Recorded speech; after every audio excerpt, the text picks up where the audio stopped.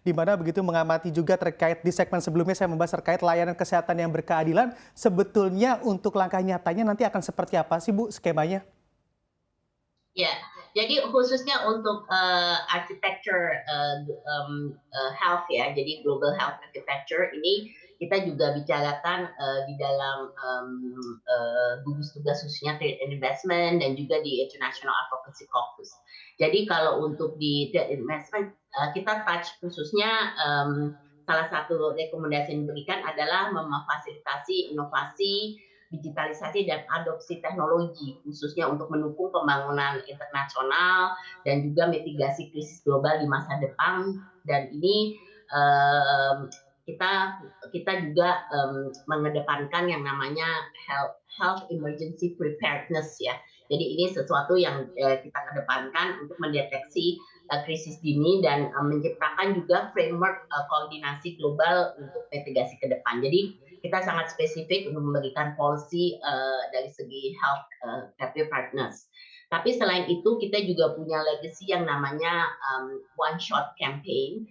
Dan ini sangat penting karena ini yang konkret kita mengedepankan unsur bagaimana one shot campaign ini pelaku industri global mendukung implementasi dengan prioritas dari healthcare working group-nya pemerintah dan ini untuk yang kita lihat bagaimana akses vaksin ini harus lebih merata dan kita majukan yang namanya production vaccination hub dan supaya akses daripada vaksin ini bisa juga diinikan oleh banyak negara tidak hanya negara-negara maju dan ini juga kita juga mengedepankan isu research dan development-nya di mana kerjasama dan outcome-nya adalah pelaku-pelaku usaha bidang healthcare dari seluruh dunia ini kemudian membuat satu pledge atau komitmen bersama gitu ya untuk melakukan juga kerjasama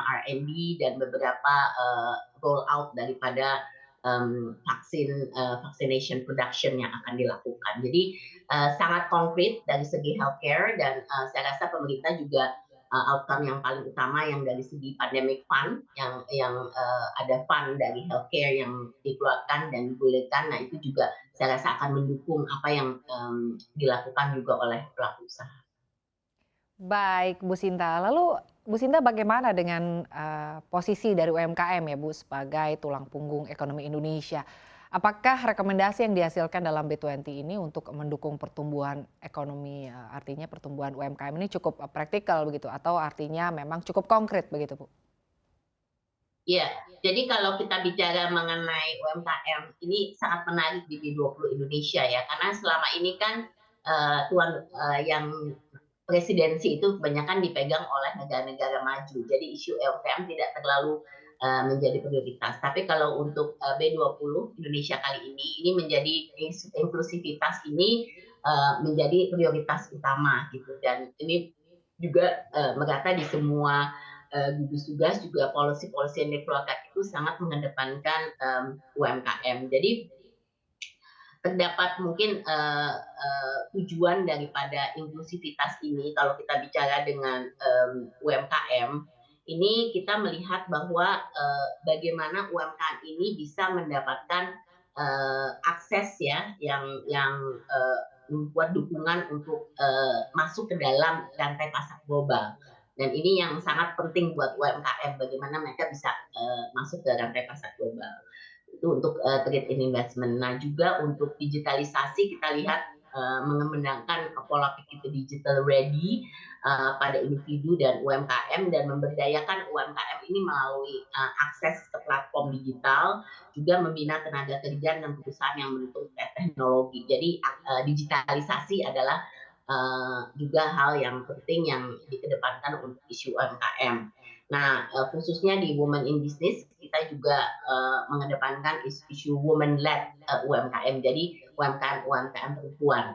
Nah, daripada outcome yang berhubungan dengan UMKM ini, kita juga punya legacy dua, yaitu yang namanya Wiki program itu untuk UMKM naik kelas. Jadi kita ada layanan namanya Wikilearn, yaitu platform online untuk informasi mengenai dan lain-lain bagaimana mereka belajar dari segi UMKM ini mendapatkan kapasitas. Kemudian Wikidu ini untuk teknologi online dan offline-nya ini juga mendukung dari segi pelaksanaan daripada aktivitas yang dilakukan oleh UMKM. Dan Wikiscale ini untuk menghubung ke ke B2B-nya ya. Jadi UMKM juga dengan perusahaan-perusahaan, business matching-nya juga ada, tapi juga membawa UMKM ini masuk ke dalam bermitra dengan perusahaan-perusahaan besar. Jadi outcome-nya kita punya